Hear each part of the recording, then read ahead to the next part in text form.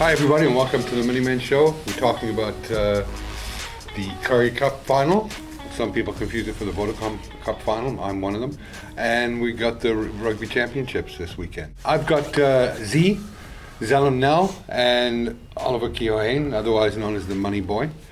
How are you guys? Good. Yeah. Strong. Excited for a good weekend. It's tough to get excited for the Currie Cup. I'm sorry. But Sunday. Yeah, I'm excited for Sunday. Let's talk Currie. Let's get the appetizer out of the way. Okay. The Currie Cup. Yeah. Tough for me to get excited about that. It's got all the markings of the Vodacom Cup for me. Yep. Where's it going? Well, I mean, the sort of the MVP, the draw card, fell out this week because Johan Goosen is unavailable. So, I mean, he was the guy you could argue, well, it would be worthwhile to tune in and watch. Yeah. What are your thoughts on that? Why is he unavailable? Has he had an emotional breakdown or something like some of these other He's tennis players? tested, tested positive. Ah, shit. Yeah. But, I understand what you're saying from a spectacle and people tuning in and stuff, but we had a conversation yesterday about Johan Goosen. So, from your perspective on him, how much of a difference do you think that actually makes to the Bulls' winning chances? I mean, I think it brings it down, definitely. I mean, Johan Goosen has been in incredible form. People are talking about him as a Springbok alternate for Andre Pollard. And I mean, some of the stuff he's done with the ball has been great. I'm pretty high on Chris Smith. And I would like to see him, take the next step. He hasn't really made the most of his opportunities, but he's a serviceable guy who can step in and do the job. So, I mean, the Bulls are going to win. I mean, that's where my money would be. But No, I mean, at a 21% return on your investment. Yeah, I mean, you're really not. You're not exactly on the ledge making that. no, fair enough. But you know what I mean. I know. I won't actually be putting money on the Bulls. Yeah, no. But if I had to say it'd win, it'd be them. I think without Goosen, there's potential for it to be a better game. I think Lionel Cronier's a solid journeyman flyer who's come in and done good things for the Sharks. And Curran Bosch still has the best boot in the country, even if he doesn't enjoy the tackling part of the game. So the potential's there for the Sharks to do some nice things. But I think you've got to back the Bulls if you're asking who's going to win. Yeah, I think it's tough to bet against a side like the Bulls, that consistently has been performing at that domestic level, I mean, And they always seem like they've got an extra gear, don't they? Completely, yeah. No. And look, Jake's brought a good side. You look at a lot of those guys, and they may not have all cracked onto the highest level, but they've all some very good players in that team. That have played at international level before, have played in quality overseas clubs and stuff, and have kind of come full circle. Yeah. Look, they've stocked that team, and yeah, they've bought success, but who cares? I mean, who doesn't? Yeah. Exactly. How do you win without buying? Well, exactly. I mean, I think I read an article a little while ago criticizing him. It was just ridiculous. Yeah. Yeah, everybody buys success, and the only people that complain about it are the ones that can't afford to buy success. Correct. For me, yeah, you can't look any further than the Bulls. Though 10.5 points. That's I think. What is the betting? Yeah, it's 10.5. 10.5 is the spread. Yeah. You're going to get more of a return on your money betting on the Bulls by 10.5 than betting on the Sharks to cover the 10.5. Slight more return. Yeah. Look, it's a sucker bet. With Goosen out, 10.5 is. I think it's going to be a low-scoring game. I don't see it being a spectacle of rugby. Yeah. But then again, you look at the semi-finals and the size of those scores, and there's as many tries as the Bulls scored, they led in some points too. I think, what was their final score? 39-21 or something. Yeah. Something like that, yeah. So, I don't know, maybe guys do you feel like it's a Vodacom Cup game and not a Currie Cup game, and do you feel that they can express themselves a little bit more? But Maybe. From a Bulls perspective, I think Johan Goosen out is a big shift in like that sort of dynamic, that attacking dynamic. I think Chris Smith's a lot more of a direct, solid citizen. Kick it to the corner, the Bulls will score a couple of more tries. So if there is a bet to put down, it's whoever's playing hooker for the Bulls this weekend. I think put a little tickle on him to score a try off the back of a rolling maul. Right. So let's not waste too much time on calling Currie Cup. What's your pick? By how many? I think the Bulls are going to win, and I think they will be good to cover the spread. I think they will win by 11 or more. You're not betting on the game? No. Okay. I'm going to take the Bulls 24-16. So they're not going to cover the They're spread. not going to cover the spread. No, I'm going to say 28. I don't know. I'm going to say 28 to 10. I say they're going to cover the spread easily. Okay. Yeah. Yeah. One of us is going to be right. Unless, of course. What's the Sharks win? Yeah, well, don't see that happening. We need to shoot like a backup episode, just in case. Yeah, well, we can get. Let's get into the. For me, we'll save the dessert to being the box versus Australia, obviously. Yeah. Yeah. Argentina versus New Zealand. Big game for New Zealand because they don't impress me at all. You know, they've the Boks are the only team that's impressed me this year in terms of how they've performed. And for me, this is a game where we saw what South Africa did to Argentina with their B team. Mm-hmm. I mean, South African rugby is an embarrassment of riches right now, as far as I'm concerned. Yeah. And they bitch slapped Argentina all over the place. So nothing less than a bitch slap from New Zealand will convince me that they're anything but. I mean, anywhere near South Africa in terms of being able to compete. Yeah. No, I agree with that. The spread there is 20 and a half? 22.5 points. 22 and a half points. That's a big ask. Yeah, it's over 3 tries. I don't So think they get that. Well, especially with them playing the Boks the following week. Are they playing the Boks following week? Or is, New Zealand plays 25th of September. yeah, no, I think we play the Pumas twice and God. Australia twice. Australia and then- twice. Okay, yeah. Well, then they've got to lay down the marker. The following week should be a bit more of an easier team run out. Has Argentina ever lost to? Oh, okay. Well, they have lost to them in Australia. I was going to say, they beat them at Sydney, but Look, the thing about that Argentinian side is weird, because you've seen them pull off certain things, but you also just seen their mental fortitude crumble before as well. And I think the risk always when you kind of looking at an All Black game is that the All Blacks do have such a presence about their name, and I think to every team that they play, there's always the risk that the team just crumbles based on the fact that they are playing the All Blacks, regardless of which 15 players are running back out in that All Black thing. Because at the moment, I don't think the 15 players, which seem to be on rotation every week, are of particularly high All Black quality. No. I look at the 2015 squad when Richie McCaw was sort of in his final year. You had Conrad Smith going off and Sonny Bill Williams coming on. You had Dan Carter going off, Burton Barrett coming on. And you're just it's not quite the same. Not quite the same. It's a different stratosphere. I mean, it's. But with It's- that, just with that being said, is the All Blacks do always have that capability in the last 15 minutes. to Yeah, I just go and suppose you score could put 3 any. tries, I suppose you so- could put any Muppet in a Darth Vader outfit, and that breathing apparatus, and you're going to be scared shitless. Yeah. You know. Yeah. Spaceballs, exactly. It's the same for that uniform. You put on that black uniform, and when I tried out for a provincial team, I did the same. I put on an all black jersey. It's like, who the fuck is that guy? Why does he have a Springbok tattooed on his one? Welsh dragon on the other one. The Springbok tattoo I didn't have back then. The Welsh one I did.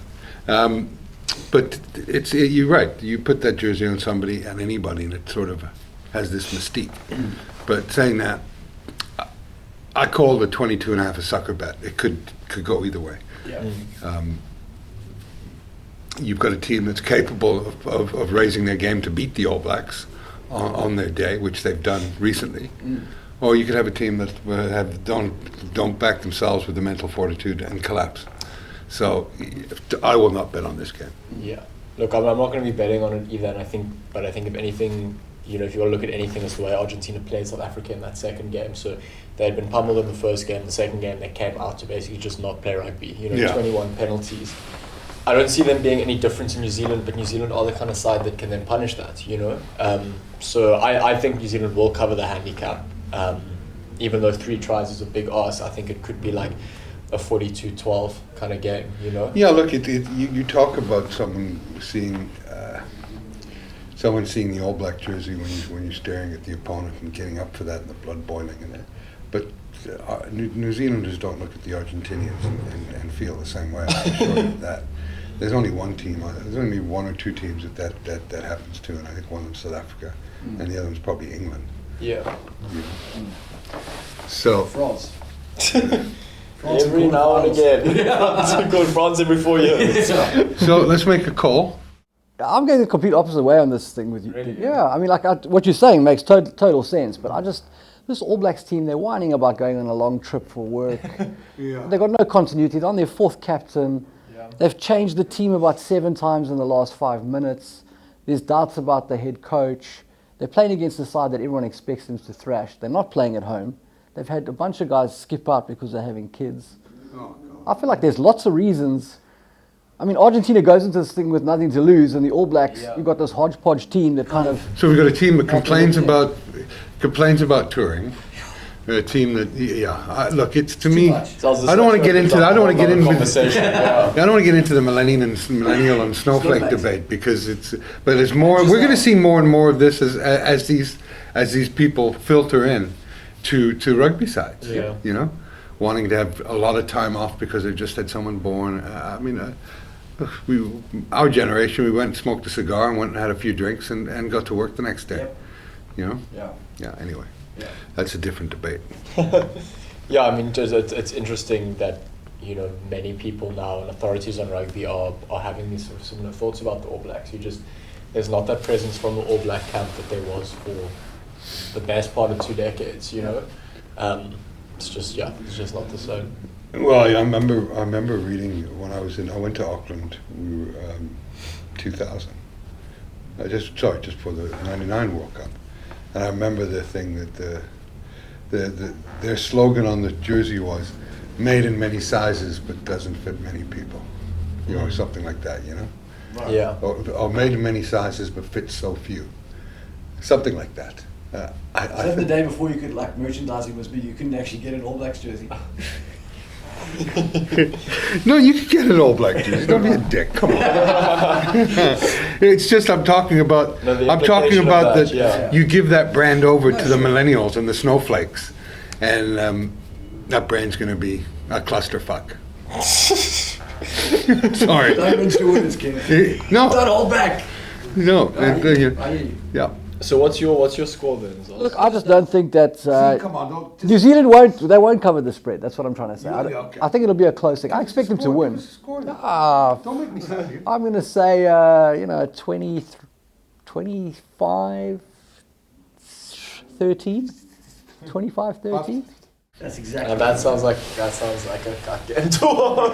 Yeah. 25-13 And that All would- Blacks Hey, Argentina. listen, Argentina, they are the pythons of all rugby. Yeah. They're going to slow you down, Squeeze beat them you out. in the face. I mean, that's how they go. It was worthwhile coming in to hear that chirp. The pythons of world rugby. There you go, folks. You've heard it here. They're probably quite stoked when they hear that. Okay, Ollie, the pythons of world rugby versus the snowflakes, millennials of world rugby. Talk to me. Yeah, I'm going 42-30 to the All Blacks. Sorry, not sorry, 42-12. I was going to say. Yeah, So sorry, you're 30 saying- point differential. Yeah. Excuse me, you're saying they're covering the spread, huh? Yeah. I say they're covering the Where are spread. you, Kev? Well, that python chirp. It's got me all confused. I'm going to say that the pythons, the Argentinians, score 16 points. Okay. And that the All Blacks score 35, Okay. so that they don't cover. But yeah, You know, Yeah. you're the only idiot picking a cover here. But how does that make you feel? makes me feel great. Okay, Security support Great. coffee. Yeah. on to the dessert, Right. the creme brulee, if you will, The milk tart. Yeah. the milk tart. Baby pudding. I don't know if milk tart applies. Maybe under Alistair Coetzeer's reign, you could have got away with saying this with a milk tart. But the box for me, as I said earlier in the show, an embarrassment of riches. Just loved the way that they played against the British Lions and Argentina. So they're playing Australia. Spreads 10. I think they're a 12-point better team. You know, Easy. so I think if you can get nearly 90% back on your money, box at 10.5, take it. Because this is my reasoning. I think I spoke to you about it earlier in the week. But even if the Springboks don't score a hell of a lot of points, you looked at their try, the tries that they've conceded in their last 10. They don't concede points, you know. Right. So they basically need to score. I think Australia might score one try get a couple of penalties, but that means the Boks won't have to score very many points to cover this handicap, because I don't think they'll be letting in any tries. You know? Good point. So Are they the pythons? Are they the real pythons? I mean, hey, we are. Yeah. I mean, we're pretty good at that. Slowing down. They're the anacondas. King of the castle. Yes, sir. Yeah, I'm not Nicki Minajing referencing here. This is like. Look, I think. Go ahead. I just think the Springboks are in an incredibly strong position where they've now been settled in, settled in Australia. They've had the luxury of fielding so many players in those first 2 games, both of them being convincing wins. Yeah. Fielding so many players over the British and Irish Lions tour, and they now. Faf has come back, Dwayne has come back, which I think will be big. Even if they only get 40 minutes out of him, I don't think he's the type of player that nurses himself back in. Do you know what I mean? So I think he'll kind of give it his all sort of from the get-go, even if that means there's a straight swap. He's got one speed. Time. Yeah, exactly. So even if that's a straight swap at half-time for Jasper Wiese or whatever to come on, I just think that Springboks are in such a calm, collected position. Their systems, And confidence. Yeah, exactly. It's a confidence that there hasn't been in South African rugby for a long time, and the guys seem to be thriving off that as well. Yeah, the last time that I saw this confidence was when they went on that streak before the '99 World Cup. I mean, when they were so dominant, and I think we're getting into that again. That window again. It'll be a short window. It never lasts. So let's enjoy it. At the moment, nothing is crisis time with the Boks. There's an injury to, like, you look at Peter Steph du Toit is arguably our best. He's our best, arguably the best forward in the world, and he's injured. And Who would argue against that? I wouldn't. A couple of New Zealand journalists. But you get the sense that, say that was maybe 2-3 years ago, it would be like, this was kind of our go-to guy. What now? Now it's very much like, okay, that's a hit, but what are our structures? Who do we bring in? How do we switch the team around? And the guys just get on with it, Yeah, the other thing, Ollie, it's a good point you make. The other thing is, let's look at the Australian team. Let's forget about South Africa That's my point, yeah. being a good, solid, strong team. Sorry to steal your point. No, go. But Run with it. I wasn't your. I didn't steal it You from and I you. are on the same WhatsApp. We are, yeah. Strangled it out of you. Yeah. Like a python. Is that the Australian team is the shittest team I've ever seen. I mean, Australia it's put close. out ever. And bear in mind, I'm not that old, so I haven't seen the teams that they put out like in the 50s and 60s. But this team is absolutely shite. Yeah. They barely managed to beat a French team that sent their C team overseas. If you send a C team to Australia, which is what teams did, Wales sent a C team here and almost got 100 points in '98. A French C team in Australia in my day would get 60, 70 points. So let's be honest. Yeah. They weren't convincing in their series win against France. No, that's true. And I mean, I think Australia is where they are now because they've been chasing style over substance for more than a decade. I think Quade Cooper radically improves the team, but the reality is you've got a bunch of... But they didn't even pick him initially. Yeah. I mean, so what does that say about the mental state of that team? I mean, you've also got Quade Cooper behind a pack that's, That's going it's backwards? rolling over, yeah. Yeah. So there's only so much your halfback pairing can do. You've got Tate McDermott. You can have Jesus calling Christ and himself. Superman playing behind that pack and they'd go nowhere. I mean, I think when your scrum half, who's relatively unknown, Tate McDermott's making a name for himself, when he comes out and says the team is soft, I mean, you've got big problems then. When the 9 is calling out the pack in the public domain, it's time to step up or move on because... Well, look, the balls of that guy, that's not even ballsy because he could probably bitch slap the but entire that's what I'm pack. saying. Yeah, I know that. I'm just underscoring your point. Yeah. We're dovetailing.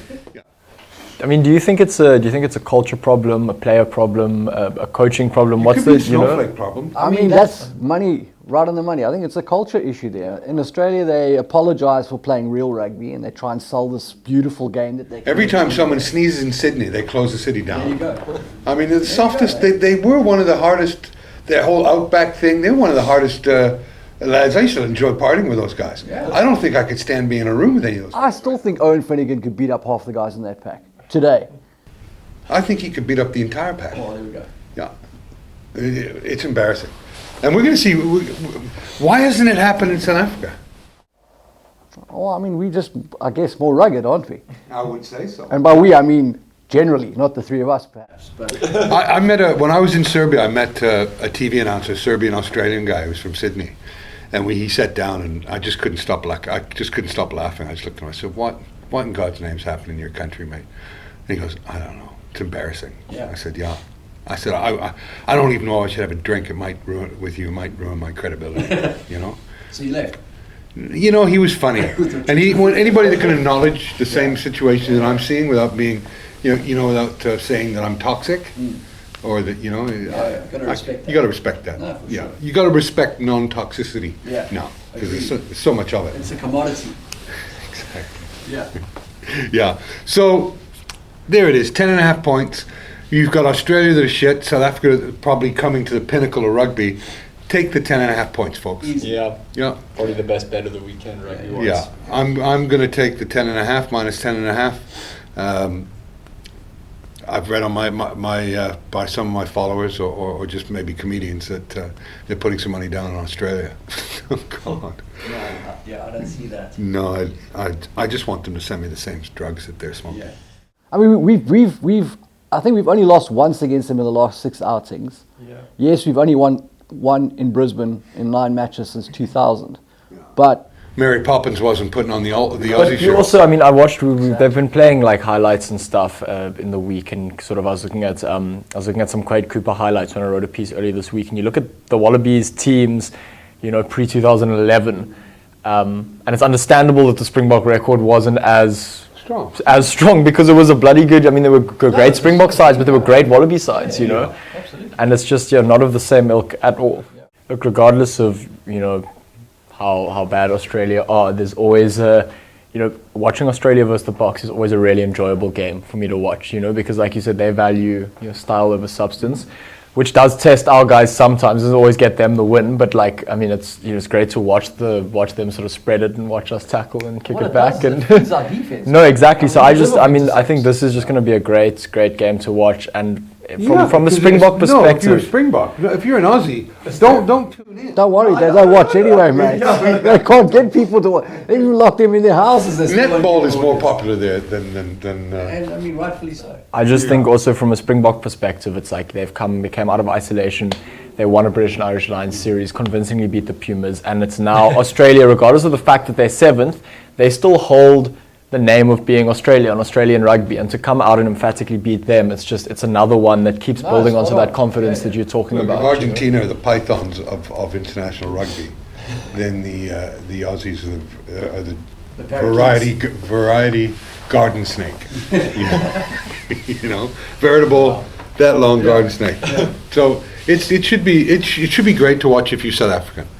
As Z tells us, no one in Australia watches rugby anyway. So I'm going to go South Africa 30, Australia 15. I think they'll keep it close. Okay. I'm going to go South Africa 32, Australia 14. Yeah, that's sort of my range. I'll go like 35, 17. Yeah. Is that right? Yeah. So we've got unanimous. Take the points. Lay the points with the Box. That means lay the minus 10.5, and you should be able to come away. But listen, let's just asterisk it and say we respect Michael Hooper. Yeah. He's going to give 1,000,000%. And for me, Dave Rennie is a top coach, and if anybody can, rally these guys and pull them together in the mid to long term, he's the guy. I mean, for me, Dave Rennie should have been the All Blacks coach. So you Malcolm reckon X couldn't rally these guys. So you reckon there's just a big systemic problem there that goes beyond, the coaching setup, beyond... Got to start at the bottom. Yeah. I was. This is off topic, but when I was reading a piece last night in the Atlantic about Mikel Arteta. Yeah. And listening to him talking about getting people to buy into his system and all this stuff. These are words you wouldn't hear from a coach like Ferguson or Bielsa. Or Rassie Rasmus. He didn't sell anything to anybody. He said, this is how we're going to do it. Yeah. And when we get people wanting a collective buy-in, that's when you're going to have a lot of collective problems. Bingo. That's a great line. Yeah, let's phrase it. Line. Yeah, guys, thanks for coming in. Recap: we got the Box minus 10. Take the point. Lay the points. meaning minus 10.5. We're all on the box on that one. Yep. I'm staying out of the All Black Argentina game. Z's not a big punter. He's more of a bootlegger. That is true. Ollie, Yeah. you are saying that you said that the Kiwis are going to cover the spread. Yeah. I do Yeah. think they will. That's why you will always be the money boy. Indeed, I made some silly bets. And then the first game, the Currie Cup. We've all agreed that We don't care. Bulls. we don't care yet. Bulls. Bulls to cover. By enough, yeah. Yeah, Bulls to cover. Anyway, folks, thanks for tuning in, and see you on the next show. Thanks, guys.